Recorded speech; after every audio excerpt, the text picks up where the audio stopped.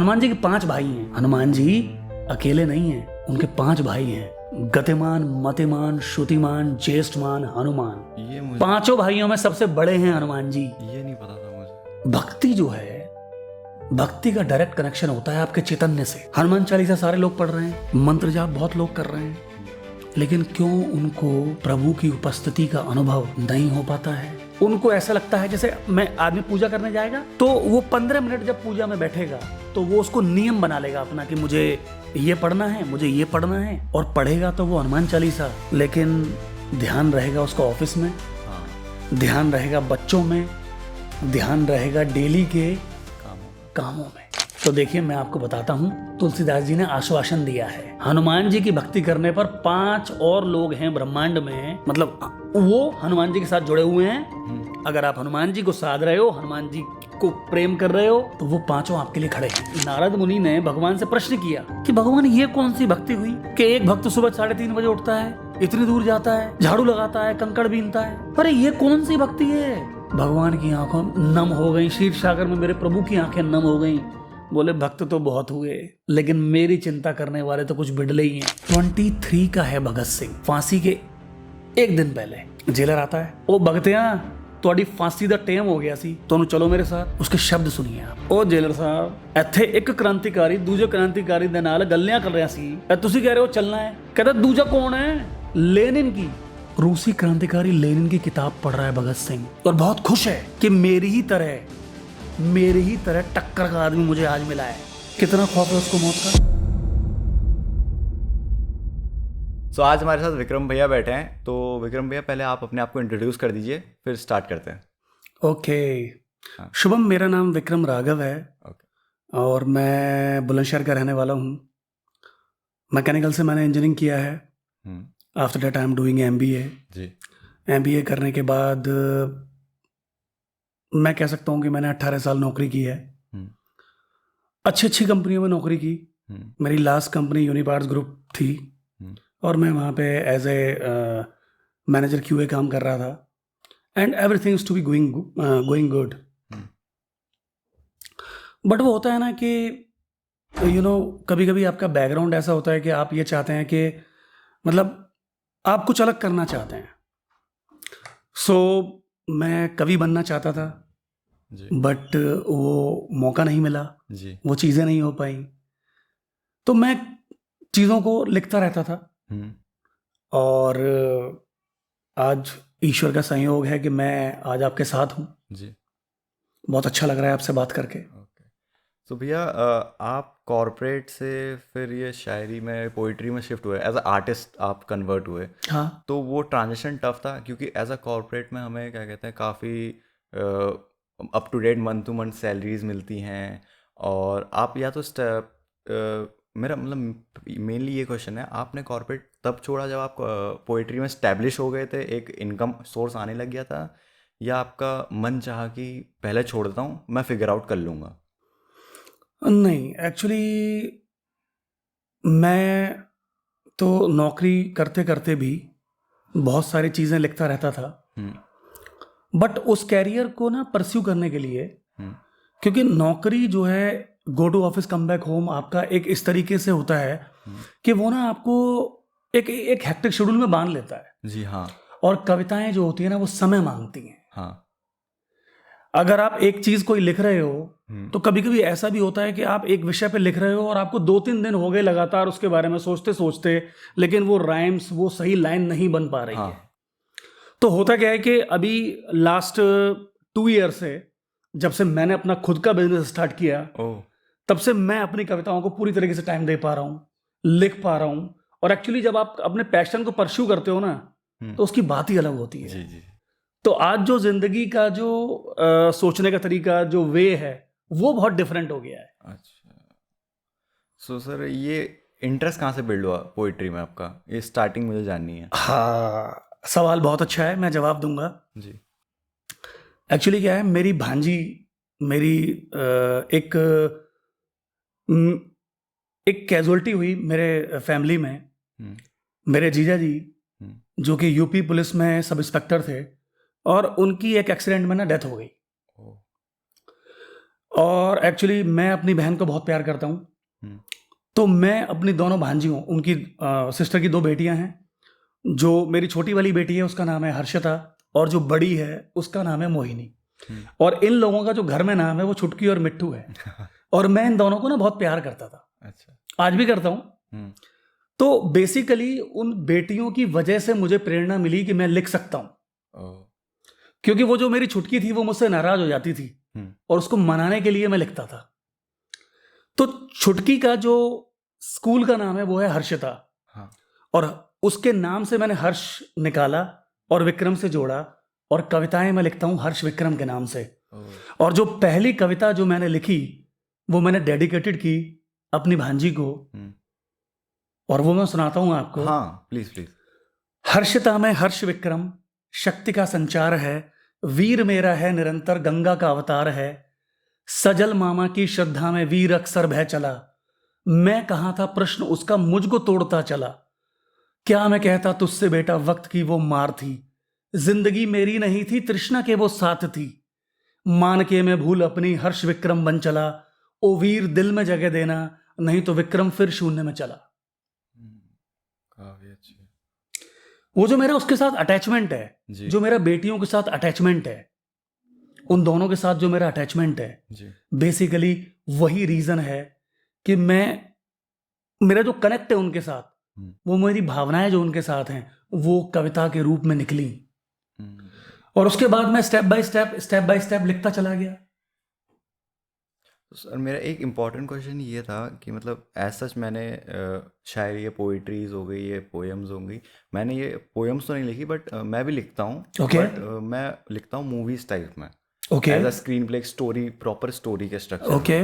But मेरे को ये जानना था कि एक एज अ राइटर जो लोग लिखते हैं, वो एक पॉइंट ऑफ व्यू, इमोशन का पॉइंट ऑफ व्यू से ही आता है, मतलब जब तक आपकी लाइफ में कुछ ऐसा क्राइसिस ना हो या बहुत अच्छा ना हो, आप किसी पर्टिकुलर चीज़ से अटैच ना हो, वो वो लिखा हुआ उस प्यार से या उस दर्द से आता है, या एज अ माइंड में आपको कभी आउट ऑफ द ब्लू ऐसे लिखने का मन करता है?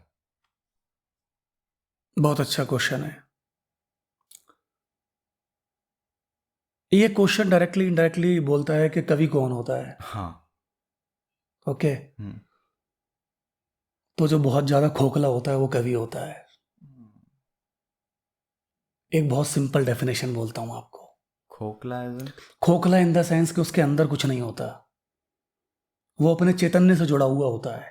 हम्म, अब आप देखिए, जब जब आदमी लिख रहा होता है जी, तो वो जो जोन बनता है लिखने का, हम्म, वो जो वो जो वो जो एक तारतम्यता बनती है, एक कंटिन्यूटी बनती है, आप उसके लिखने के दौरान संसार से कट जाते हो बिल्कुल। हम्म, आप उस जोन में चले जाते हो जहां पे आपकी खुद से बातचीत होने लगती है। हाँ, मैंने लिखा, हम्म, एक आप ही की तरह मेरे मित्र हैं, हाँ, उनका सवाल था मेरे से हम्म, कि कवि कौन होता है। हम्म, मैंने लिखा, हम्म, मैं बताता हूं आपको। जी, जी, करोड़ों में कोई एक होता है हम्म, जो कवि होता है। हम्म, कल्पनाओं के दायरों से परे जाने का एक बेहतरीन हुनर होता है जो कवि होता है। हम्म, बेखौफ अंदाज लिए विपत्तियों के वेगों पे सवार बिना साहिल की कश्ती होता है जो कवि होता है। हम्म, समेटता जिंदगी के आवेग शब्दों के तरकस से, आंखों से दिल में उतरता चंद लफ्जों से, कहकशां का पूरा एक दौर होता है जो कवि होता है। हम्म, खामोशी में खामोशी में छिपी संवेदनाओं को आत्मसात करता जीवन, because my life is different from another world. हाँ, खामोशी में छिपी संवेदनाओं को आत्मसात करता जीवन, चैतन्य की खोज में चला आत्मज्ञान के दीपक की लौ होता है जो कवि होता है। कदरदान जो कभी मेहरबान थे मुझ पर, परछाई से सिमट गए अंधेरों में, रोशनी को अंधेरों में लिया गुमनाम सा फिरता है जो कवि होता है। ये वाली लाइन एक और बार रिपीट करेंगे आप? प्लीज। कदरदान वाली। कदरदान जो कभी मेहरबान थे मुझ पर, हाँ, परछाई से सिमट गए अंधेरों में, हम्म, रोशनी को अंधेरों में लिया गुमनाम सा फिरता है जो कवि होता है। ये काफी वो है। कंक्लूड करता हूं, जी। निराशा में आशा, उलझनों की सुलझन, निराकार का आकार, बेखबर की खबर और कश्मकश का आखिरी कश होता है जो कभी होता है। सर मैं शायद गलत भी हो सकता हूँ, बट क्या कहते हैं, जितनी भी मैंने आपकी राइटिंग पढ़ी और इंक्लूडिंग ये, ओके, इसमें कहीं ना कहीं मेरे को वो भी दिखता है कि एक स्पिरिचुअल फैक्टर भी है। बिल्कुल बिल्कुल बिल्कुल बिल्कुल सही समझा आपने। तो आप स्पिरिचुअली भी लीन है, मतलब आपको स्पिरिचुअलिटी पसंद है? स्पिरिचुअलिटी, भक्ति, ये मेरा बहुत प्रबल पक्ष है। अच्छा। और मैं श्री राम प्रभु के चरणों का दास हूं, हनुमान जी की तरह।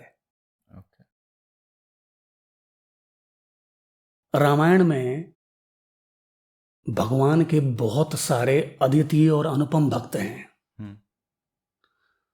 लेकिन जो दर्जा हनुमान जी को प्राप्त है हम्म। वो किसी और को क्यों नहीं मिला, उसका मैं बेसिक आपको इंटेंट बताता हूं।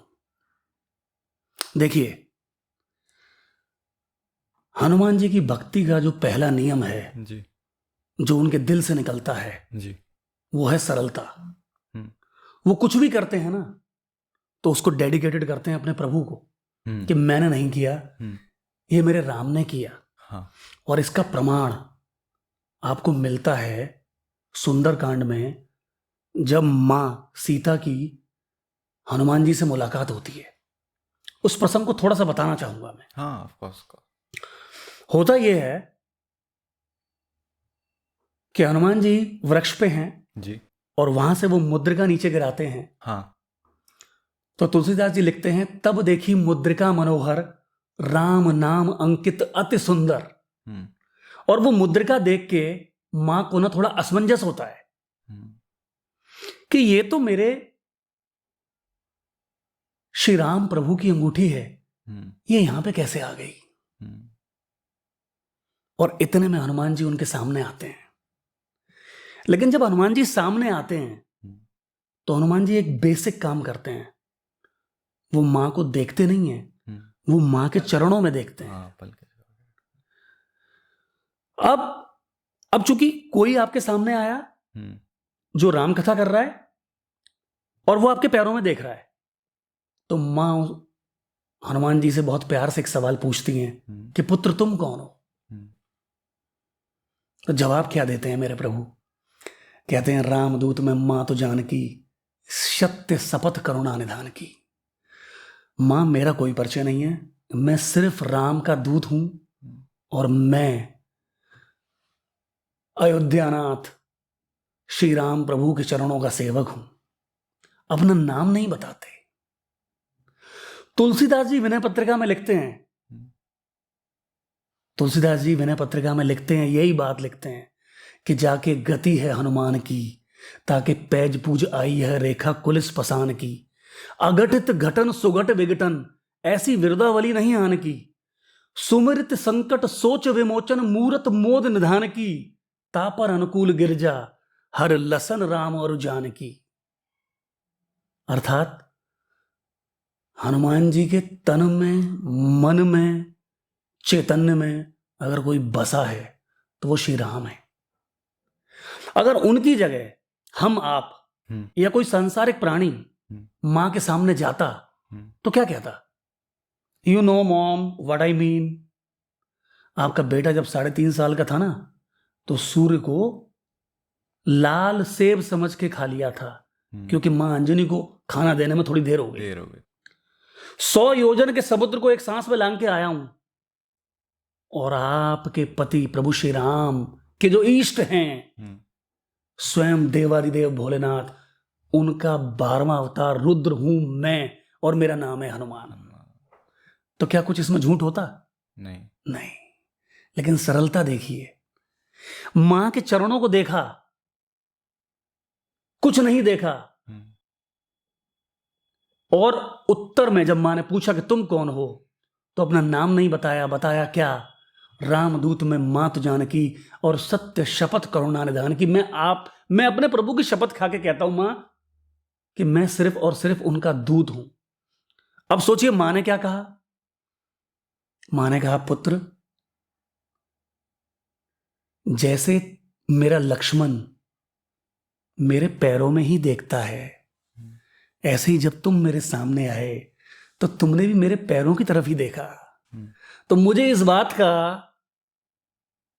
अचंभा हुआ कि ये मेरे लक्ष्मण की तरह, ये लक्ष्मण की तरह ये मेरे सामने कौन खड़ा है जो मेरे पुत्र की भांति बिल्कुल बिहेव कर रहा है। इसलिए मैंने तुमसे पूछा कि पुत्र तुम कौन हो। और जिस सरलता के साथ बिना नाम बताए हनुमान तुमने मुझे अपना परिचय दिया है, मैं श्री रघुनाथ जी की भार्या सीता, साक्षात लक्ष्मी, तुमको चिरंजीवी होने का आशीर्वाद देती हूं। जो तुम्हारी भक्ति करेगा उसको राम जी की भक्ति तो उपहार स्वरूप मिलेगी ही मिलेगी, लेकिन उसको 12 दिशाओं में कभी धन की कमी नहीं होगी।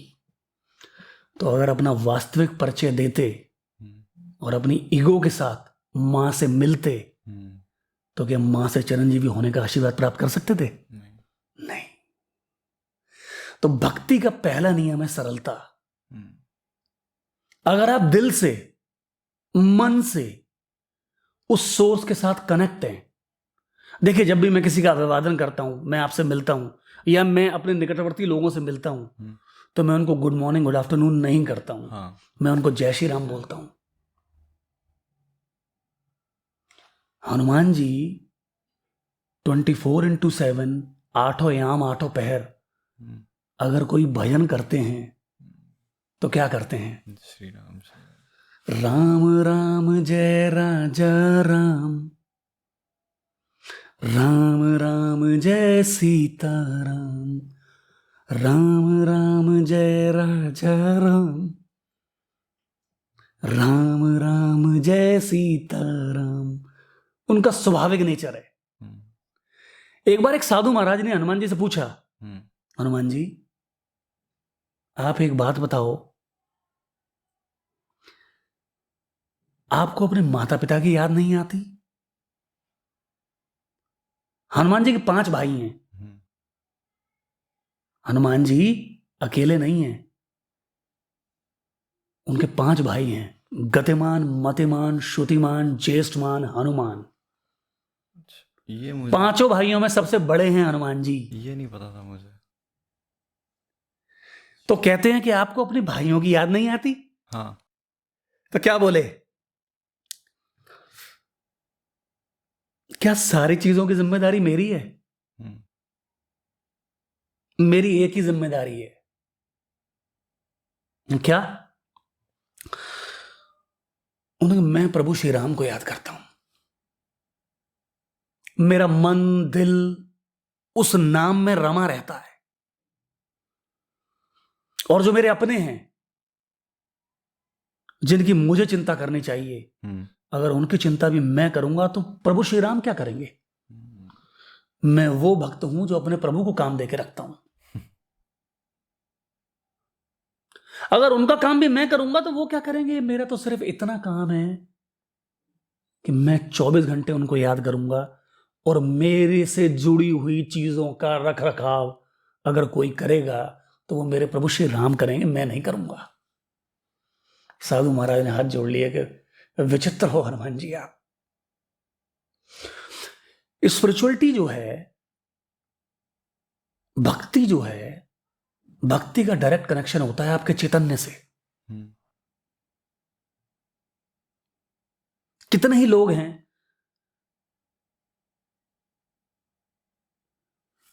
हनुमान चालीसा सारे लोग पढ़ रहे हैं, मंत्र जाप बहुत लोग कर रहे हैं, लेकिन क्यों उनको प्रभु की उपस्थिति का अनुभव नहीं हो पाता है? मन साफ नहीं होता। क्यों उनको ऐसा लगता है, जैसे मैं आदमी पूजा करने जाएगा जी, तो वो 15 मिनट जब पूजा में बैठेगा तो वो उसको नियम बना लेगा अपना कि मुझे ये पढ़ना है, मुझे ये पढ़ना है, और पढ़ेगा तो वो हनुमान चालीसा, लेकिन ध्यान रहेगा उसका ऑफिस में, हाँ, ध्यान रहेगा बच्चों में, ध्यान रहेगा डेली के कामों में। तो हम हनुमान जी कैसे बनेंगे? भगवान का चित्त, हनुमान जी का चित्त, मन, चैतन्य, ध्यान, सब कुछ राम है। और हम 15 मिनट में जब भगवान के सामने बैठ रहे हैं तो हम ये कह रहे हैं कि सारी चीजें सोचते हुए मैं अपने भगवान को भज लूं और मेरे सारे काम हो जाएं। कैसे पॉसिबल है? शुभम, शरीर, शरीर से परे है मन, मन से परे है बुद्धि, जी, बुद्धि से परे है अवचेतन मन, subconscious mind, and subconscious mind से परे है आत्मा। जब ये सारे आयाम एक ही बिंदु में चलेंगे तब भक्ति सार्थक होती है।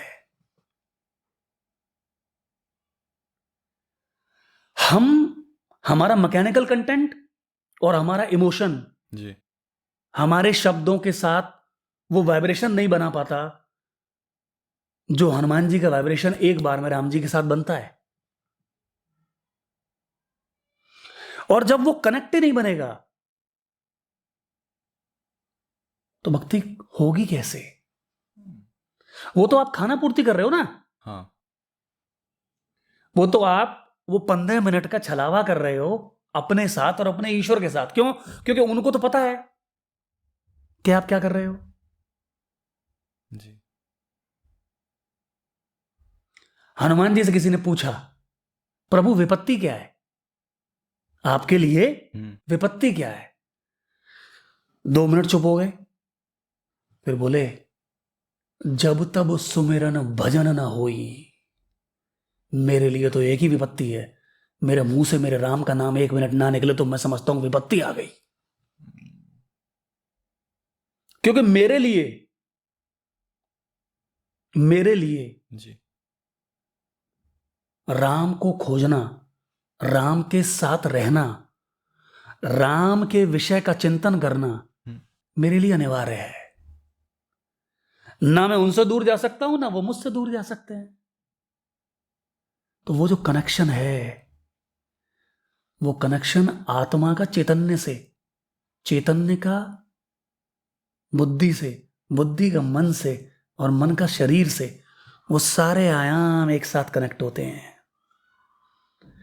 वहां पे मन कहीं और भटक रहा नहीं होता कि मैं कहां जाऊंगा या कहां नहीं। उनको पता है मैं कहीं भी जाऊंगा मेरे राम जी संभालेंगे मुझको। जिस समय किष्किंधा से निकले, जिस समय चक्रवर्ती सम्राट के, हनुमान कोई छोटे मोटे आदमी हैं? किष्किंधा के चक्रवर्ती सम्राट केसरी के ज्येष्ठ पुत्र हैं और 6 साल की उम्र में अपना घर छोड़ रहे हैं। और मां अंजनी को पता है कि मेरा पुत्र खाने का बहुत शौकीन है, तो चलते समय कहती हैं कि बेटा तू खाना कहां खाएगा, तेरे को खाना ना मिले तो तू सूर्य खा लेता है। तो क्या बोले, मां जो पंछियों को भूखा नहीं सुलाता, ब्रह्मांड के 3 ही तो देवता हैं। पहले शिव जी, देवादिदेव महादेव जो संहार के देवता हैं, सृष्टि का सारा संहार यानी डिस्ट्रॉयर, आनंद के उदय का सार, चेतना का वो प्रसार, और प्रलय में समेट लेता ब्रह्मांड का संपूर्ण विकार, भोलेनाथ, देवादिदेव, आदि अनंत अखंड गोचर, अजन्मे भोलेनाथ। दूसरे पिता ब्रह्मा, सृष्टि के रचयिता, लिखने वाले और भाग्य को बनाने वाले। लेकिन इन दोनों पे अगर कोई भारी है वो है पालनहार।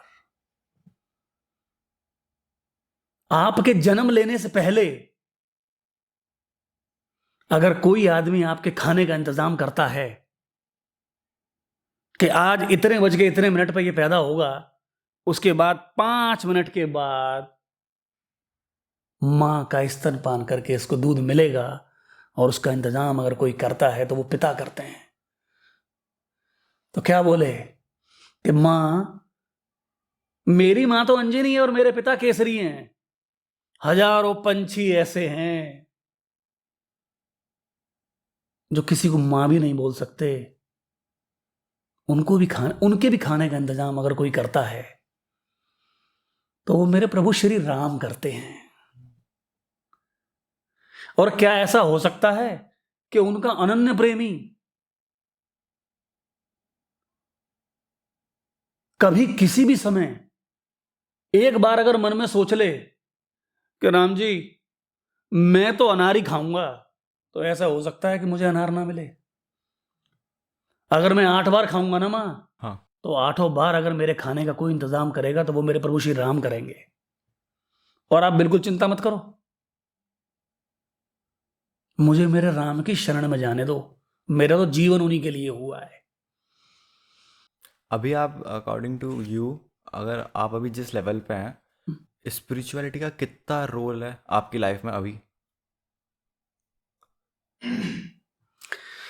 भाई मैं आपको क्या ही बताऊं, मेरा सब कुछ, हम्म। मन, चैतन्य, दिल, जो मैं लिखता हूं, जी।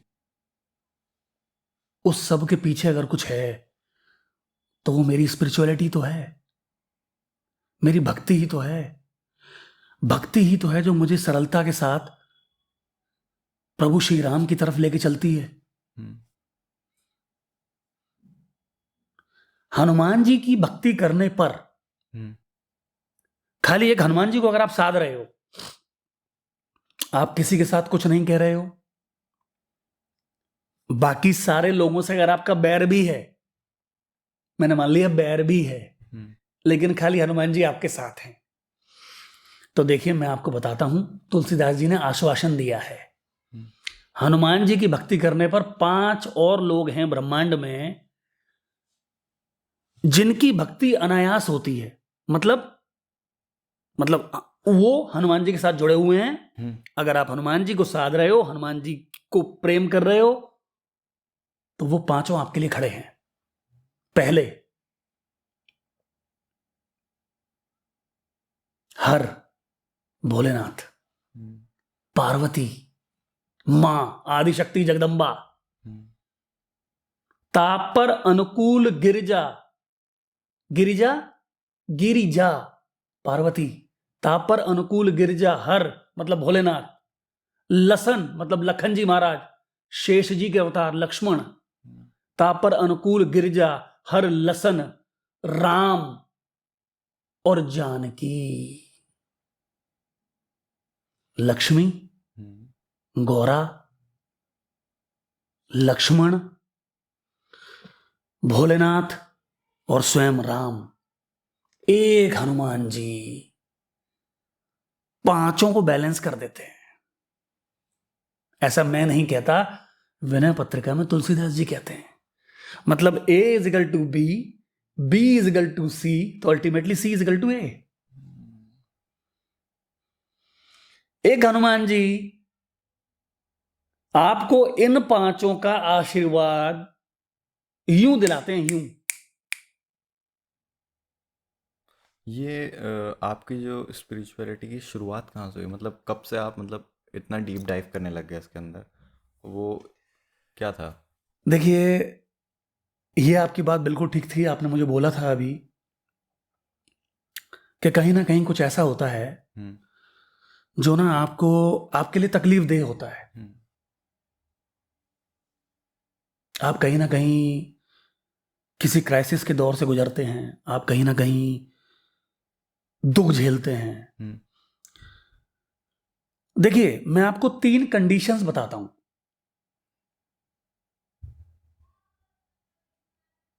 जो आपको ये बताती हैं कि आप ईश्वर के कितने नजदीक हैं। हम्म।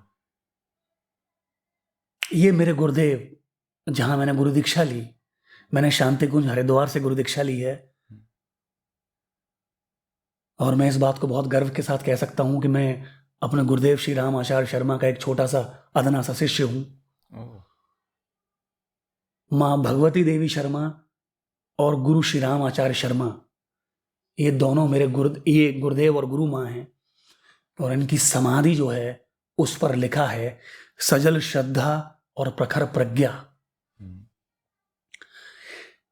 तो ये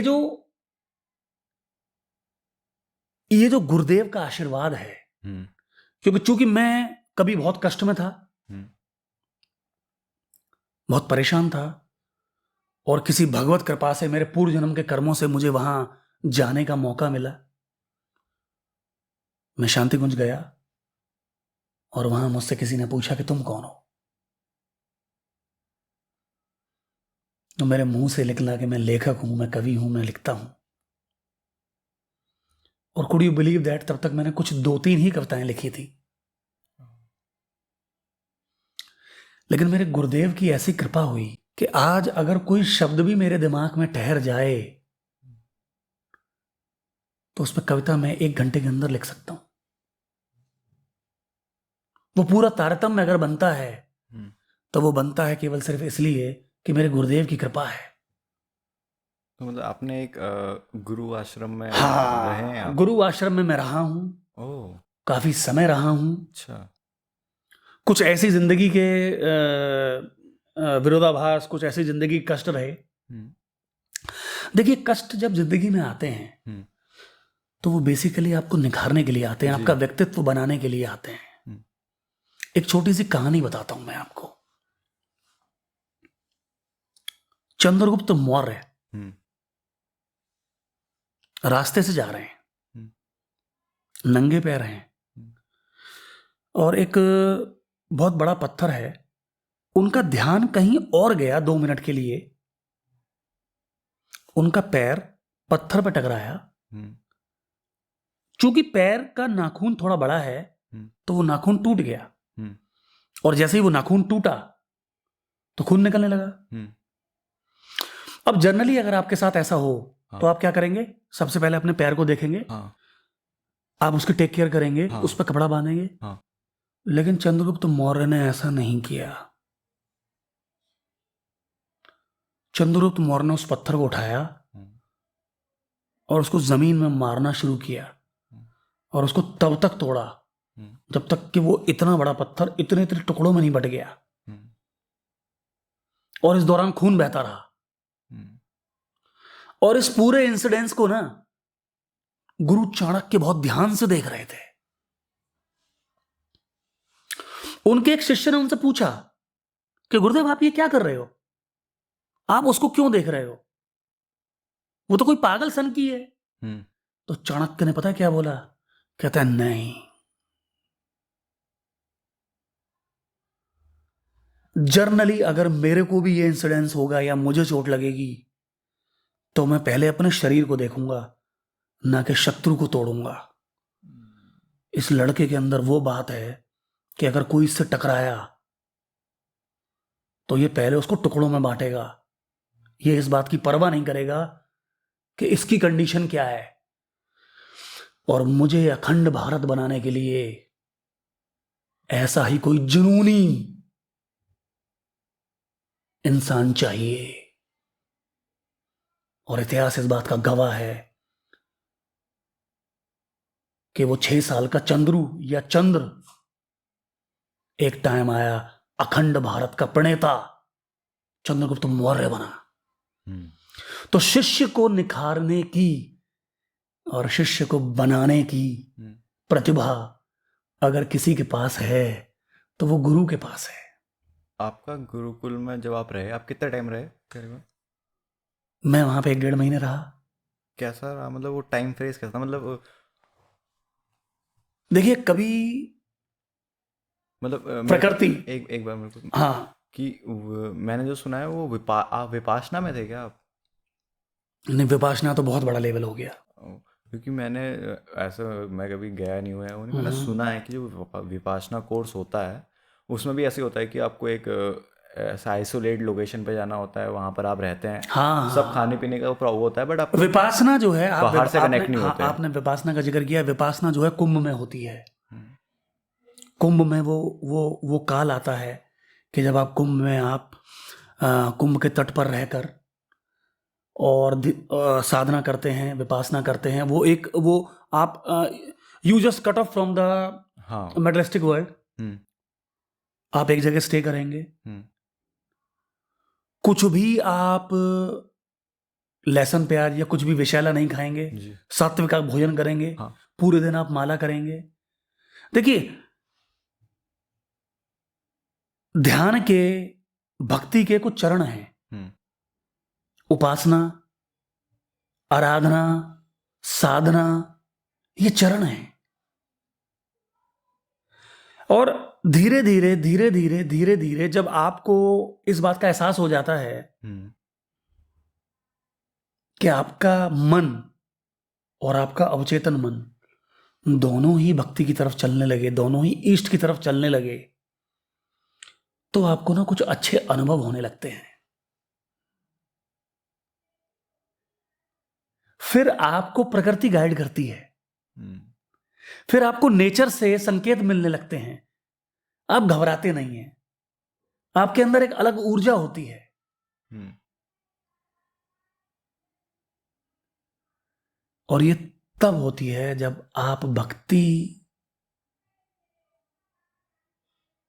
एक ड्यूटी की तरह नहीं करते, भक्ति में रम जाते हैं।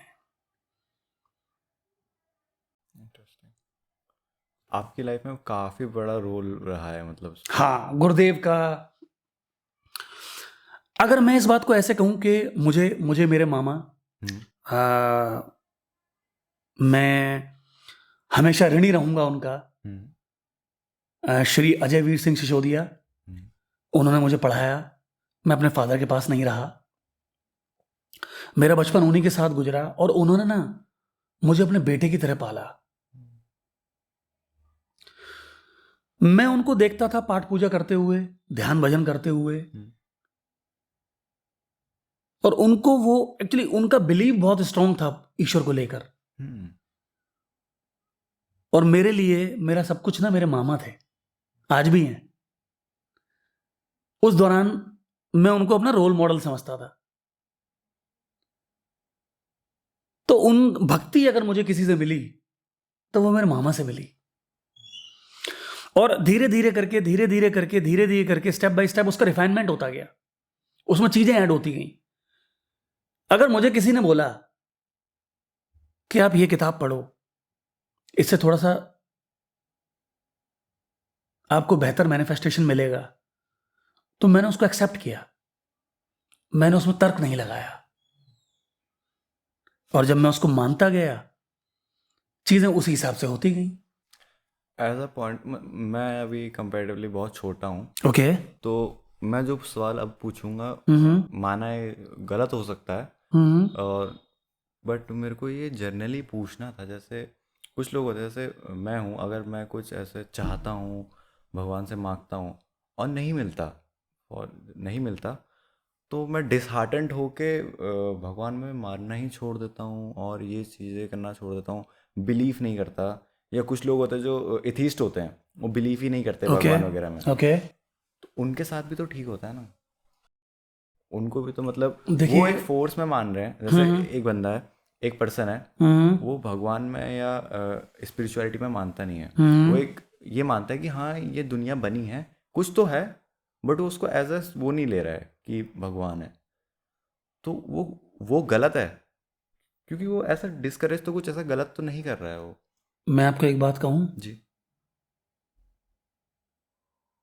आस्तिक और नास्तिक दो ही तरीके के लोग होते हैं। हाँ। आस्तिक से ज्यादा बड़ा होता है नास्तिक। ऐसा क्यों? वो इसलिए मैं कह रहा हूं, आपको ये नहीं पता, भगवान भोलेनाथ की 90% स्तुतियां, 90% स्तुतियां अगर किसी ने लिखी हैं अब तक ब्रह्मांड में जो व्याप्त हैं, वो केवल और केवल सिर्फ परम ज्ञानी रावण ने लिखी है। हम्म।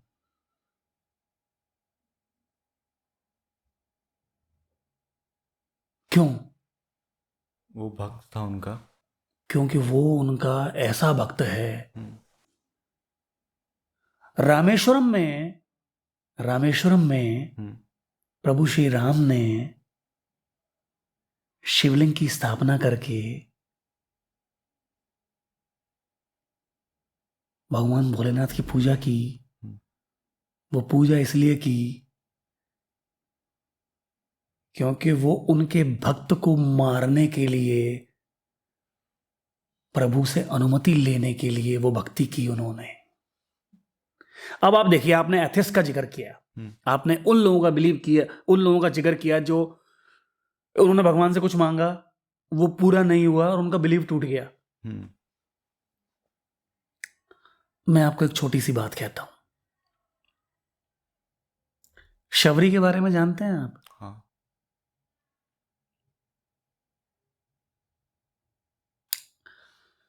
साधुओं की सेवा करने वाली जाति से थोड़ी सी अधम ब्राह्मण कुल नहीं था, हम्म, लेकिन उनके गुरुदेव ने उनसे कहा था कि शबरी, तुम्हारा डेडिकेशन ऐसा है कि एक बार राम जरूर आएंगे तुमसे मिलने के लिए, ऐसा नहीं हो सकता कि ना आए। हम्म, तो आप उनका प्रेम देखिए कि रोजाना 3:30 बजे उठना, जी, झाड़ू लेना, टोकरी लेना और घर से पैदल पैदल निकल जाना 25 किलोमीटर 30 किलोमीटर दूर, और रास्ते में कंकड़ बीनना,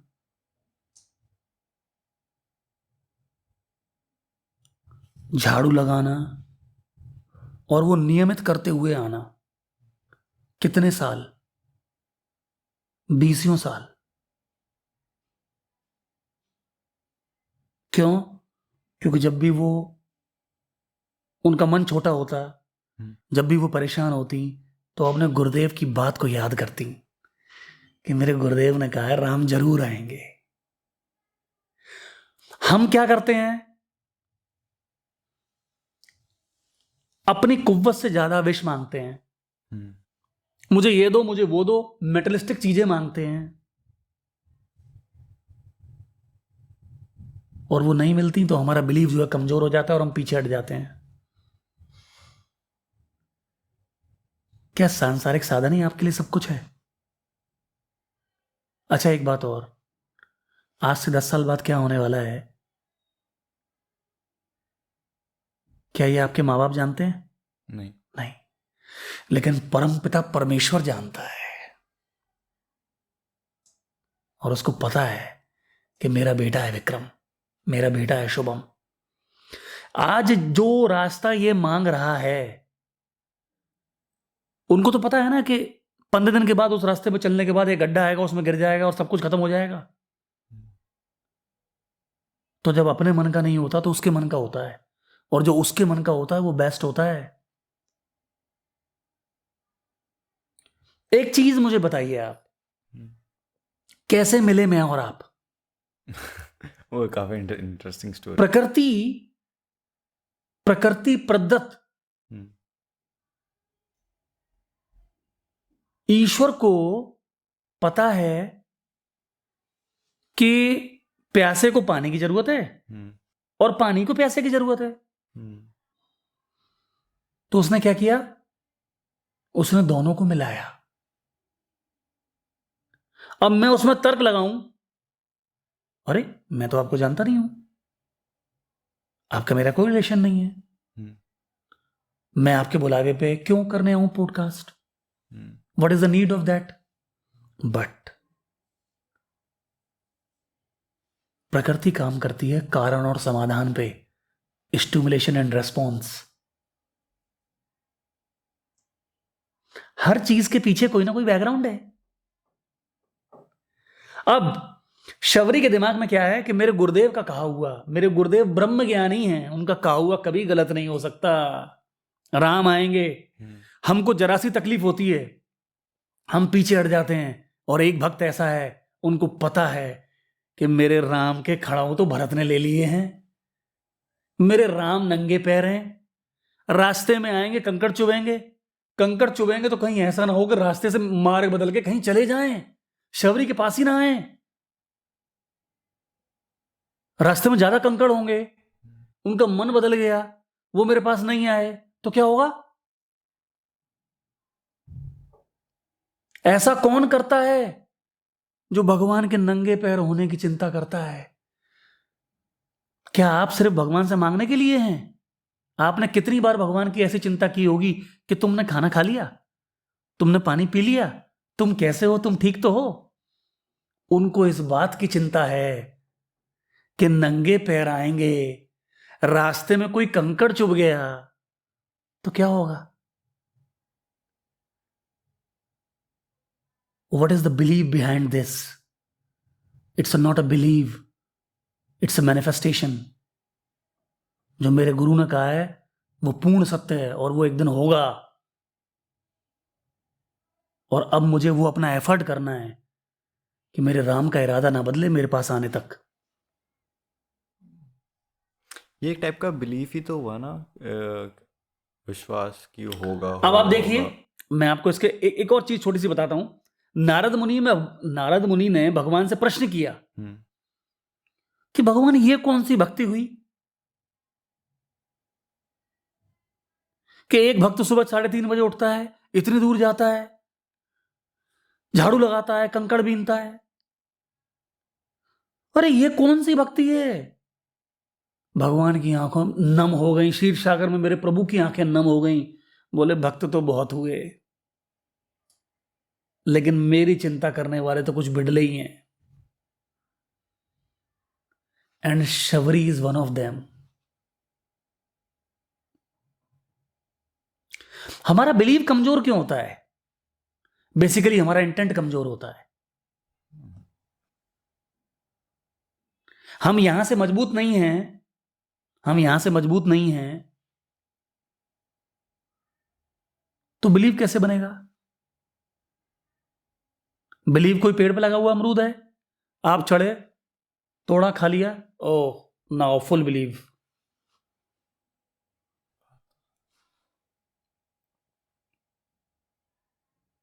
जब वो आपको टेस्ट करेगा, आप उसकी तरफ चलेंगे, वो आपको कदम कदम पे टेस्ट करेगा, वो आपको हर जगह तोड़ेगा, आजमाएगा। देख तो ले कहां टूटेगा। एक बात और, किरदार। कैरेक्टर। किरदार, और किरदार का जिक्र मैं इसलिए कर रहा हूं कि कोई बहुत सोफिस्टिकेटेड रोल है, कोई बहुत टफ रोल है, कोई बहुत कॉम्प्लिकेटेड रोल है, तो डायरेक्टर किसके पास जाएगा? अमिताभ के पास, आशुतोष राणा के पास,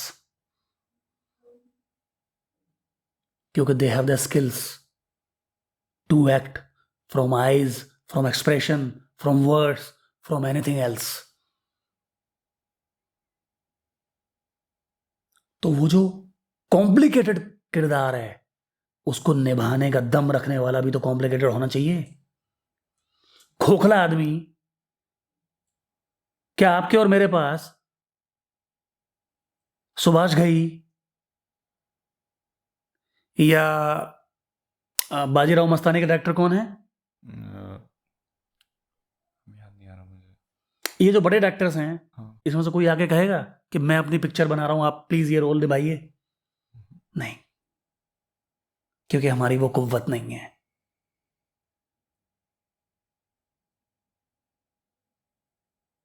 वो आपको जो देता है वो आपकी कुव्वत के अनुसार देता है कि इतना झेल लेगा ये।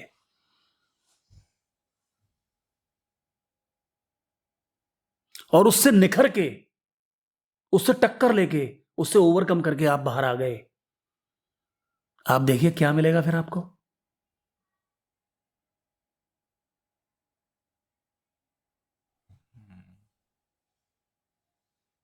रास्ते में चल रहे हैं और चलते समय किसी पत्थर से आप टकरा गए और कंडीशन ये है कि उस पत्थर को हरा के ही आपको आगे बढ़ना है। लड़े आप, पत्थर का और आपका युद्ध हुआ। आपकी हाइट है 5 फुट 7 इंच, पत्थर है 10 फीट का। लड़े लड़े। लड़े। एक टाइम ऐसा आया कि आप पत्थर के ऊपर खड़े हो गए।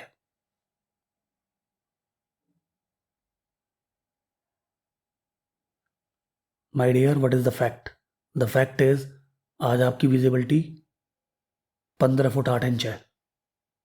हम्म। उस पत्थर ने पता है आपको क्या दिया? उस पत्थर ने आपको विजिबिलिटी दे दी, जिंदगी में नए नजरिए डेवलप करने की आपको विजिबिलिटी दे दी।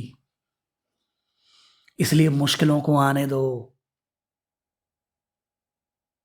मैं वही हूं जो बना है विपत्तियों की राख से। मैं वही हूं जो बना है विपत्तियों की राख से, चैतन्य की ज्वाला में उपजे आत्मा के प्रकाश से। मैं वही हूं।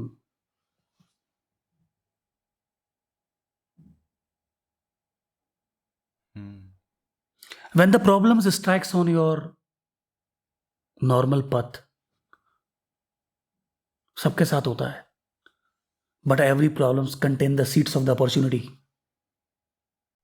पर भैया, जैसे एक इंसान है, वो अपनी तरफ से 101% दे रहा है, Okay, किसी काम में वो अपना पूरा दे रहा है, okay, उस पर प्रॉब्लम्स आ रही है, वो उनको फुल ऑन फेस कर रहा है, okay, हेड फेस कर रहा है okay, बट एक टाइम फ्रेम बाद कहीं ना कहीं उसे भी लगता है कि उसका भी एक ब्रेकिंग पॉइंट सबका आता है, okay. बट वो ब्रेकिंग पॉइंट पे वो डिसाइड करता है क्या करना है। अगर वो ब्रेक पॉइंट को पार कर लेता है तो हो सकता है, पर वो मतलब ब्रेक आपका पॉइंट कैसे आप पार करे। हाँ, आपका आपका कहने का मतलब ये है कि कभी कभी कुछ समस्याएं ऐसी होती हैं जो आपको बिल्कुल पूरी तरीके से तोड़ देती हैं हाँ। और आप उनसे आगे नहीं बढ़ पाते। देखिए, यहाँ पे भी आपको भक्ति प्रेरणा देती है, यहाँ पे भी आपको स्पिरिचुअलिटी बहुत ताकत देती है, लेकिन बशर्ते वो सही डायरेक्शन में हो। देखिए, प्रकृति को ताकत कहां से मिलती है? प्रकृति की ताकत है उसका नियम। Stick to the basic. वो नेचुरल है। अब मैं आपको ये बताता हूं कि कई बार आपको ऐसा लगता है कि बस मैं और नहीं झेल पाऊंगा, मैं टूट गया हूं।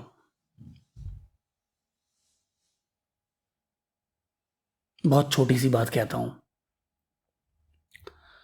क्या एज है आपकी? 22। 22।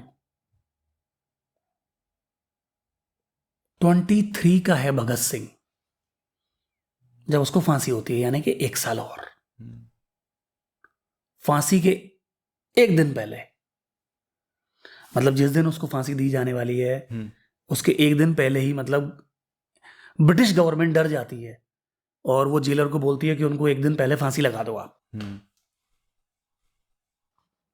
जेलर आता है, ओ भगतिया ਤੁਹਾਡੀ फांसी ਦਾ टाइम हो गया सी, ਤੁਹਾਨੂੰ चलो मेरे साथ।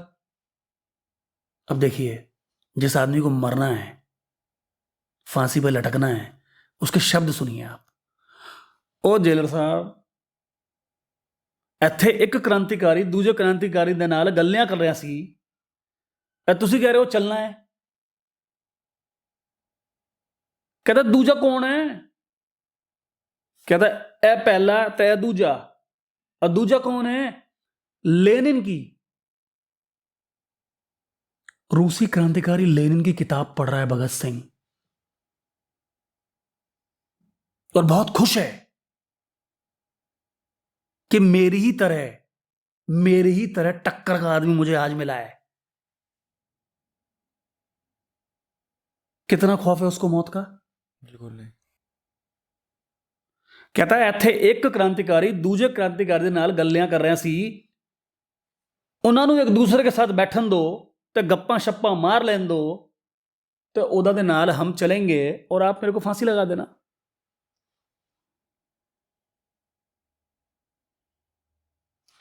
जेलर पूछता है उससे, कहता है यार क्या बंदा है तू यार, गुरु ग्रंथ साहिब पढ़, ਤੁਹਾਨੂੰ गुरुवाणी सुननी चाहिए है। पता है क्या बोलता है? हम क्रांतिकारी हैं, हम रेवोल्यूशनरी हैं। जेलर साहब, मौत जो है ना, शहादत जो है, हम्म, वो गुलाब के फूल की तरह खिलेगी। हम बने होते हैं सेक्रीफाइस के लिए।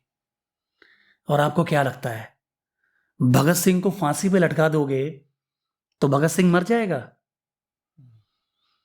जब तक ये देश रहेगा तब तक भगत सिंह रहेगा।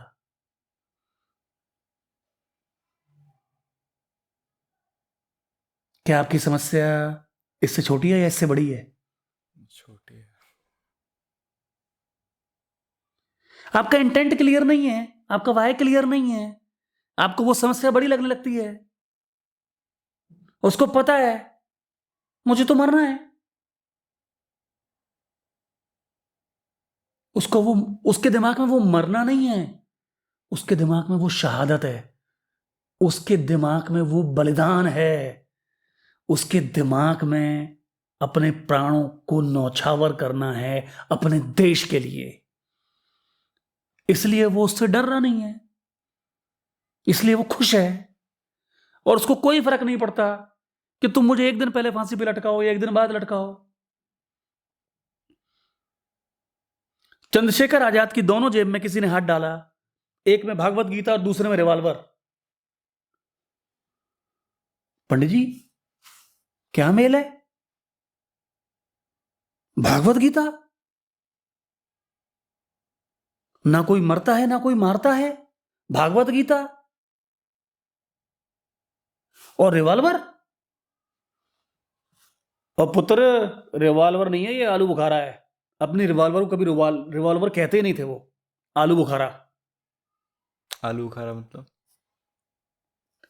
रिवॉल्वर को आलू बुखारा कहते थे। आलू बुखारा कोई फल है, अच्छा। Got it. और आलू बुखारा कहने से मतलब, ये है क्रांति और ये है शांति। भगवत गीता है शांति, बगैर क्रांति के शांति नहीं आएगी।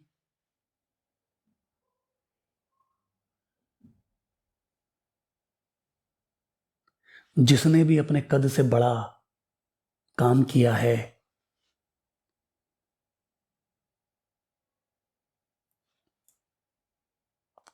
उन लोगों के अंदर दो चीजें बहुत कॉमन है।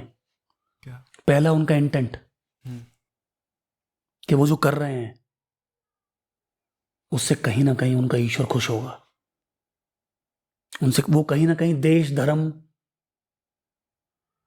के लिए डेडिकेशन उनका है, पहली चीज। और दूसरा, उनका कमिटमेंट कि उस लक्ष्य तक पहुंचने के लिए। देखिए, एक चीज और है, आपकी मंजिल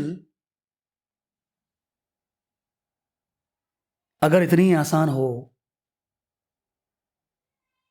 या आपके ड्रीम पे अगर लोग नहीं हंस रहे हैं, तो उसका मतलब आप बहुत छोटा सोच रहे हैं।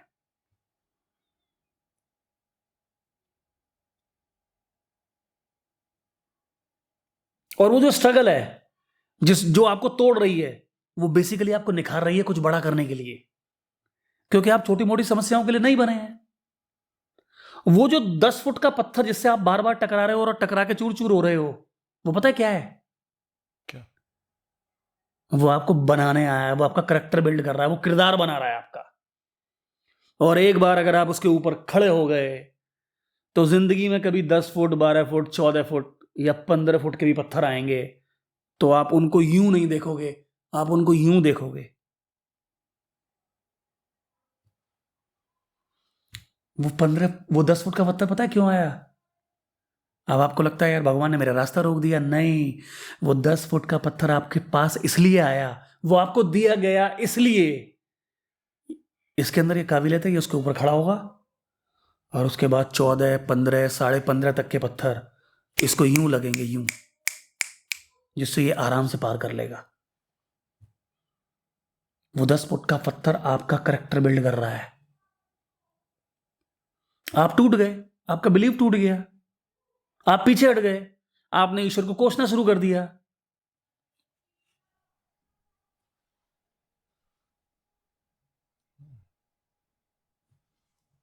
मैं वैसे नॉर्मली जो गेस्ट आते हैं हमारे उनसे काफ़ी सवाल पूछता हूँ, और पॉडकास्ट एंड करते टाइम पे एक उनसे सजेशन मांगता हूँ कि मैं इस पॉडकास्ट में क्या इम्प्रूव करूँ, अपने आप को कैसे इम्प्रूव करूँ, क्या क्या ठीक कर सकता हूँ। ये पॉडकास्ट थोड़ा पर्सनल टाइप का हो गया मेरे लिए। नॉर्मल मैंने स्टार्ट करा था कि ऐसे हम ऐसा कन्वर्सेशन करेंगे, आपको जानने के लिए स्टार्ट किया था, बट जैसे पॉडकास्ट बढ़ते रहा, ऐसे मैंने अपने जो मेरे खुद के पर्सन थे कि मैं अटक रहा हूँ कहीं, या फिर ऐसे बिलीफ जो इम्पोर्टेंट होता है नहीं होता, वो थोड़ा सेल्फ क्वेश्चन आ गए। अब पॉडकास्ट वैसे भी काफ़ी लंबा हो गया है, तो इसको समाप्त करने से पहले मैं आपसे हर वही क्वेश्चन पूछूंगा जो हर किसी से पूछता हूँ मैं, कि मैं इसको और इम्प्रूव कैसे करूँ, अगर आपके लिए मेरे पास कोई एडवाइस हो। मैं आपको यही कहूँगा कि आप थोड़ा सब्जेक्ट मैटर पे हम्म। फोकस करें, क्योंकि कभी कभी आप ही कुछ ऐसा पूछते हैं क्योंकि आपने ही सवाल किए हम्म। और बेहतरीन ढंग से सवाल किए, और वो पक्ष उजागर हुआ जो मेरे दिल के बहुत नज़दीक था। तो मैं ऐसा नहीं कह सकता कि आप अच्छा नहीं कर रहे हैं, आप बहुत अच्छा कर रहे हैं। और कभी कभी दिल की बातें होना भी बहुत जरूरी होता है। क्या पता मेरे माध्यम से आपको ईश्वर के प्रति प्रेम, लगाव, सद्भावना, हम्म। और वो जो हनुमान जी वाला जो एक अटैचमेंट है, हाँ। वो बन पाए। हम्म। शायद यही मकसद रहा हो। जी। बाकी आप अच्छा कर रहे हैं, आप और अच्छा करेंगे, ऐसा मैं अपने प्रभु श्री राम से प्रार्थना करता हूं आपके लिए। Thank you so much.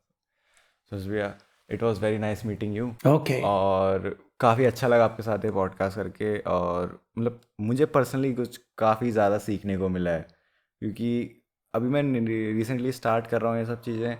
तो होता है बहुत बार कि ऐसे फ्रस्ट्रेट हो जाता हूँ, दिमाग पर प्रेशर होता है, बहुत अटक जाता हूँ, बट हाँ, ये सब चीज़ें सुनने के बाद लगता है कि हाँ, हो जाएगा। अगर लक्ष्य बड़ा है हम्म। और अद्भुत है, हम्म। जब नाव जल में छोड़ दी, तूफानों में मोड़ दी, दे दी चुनौती सिंधु को, तो फिर धार क्या मझधार क्या, आने दो। जी। आप समस्या से घबराएंगे, बैकफुट पे जाएंगे, जी। क्या हासिल करेंगे? कुछ नहीं। आप समस्या से टकराएंगे, उसके ऊपर खड़े होंगे, आपका विजन डेवलप होगा। वो किरदार बनाने आ रही हैं। जी।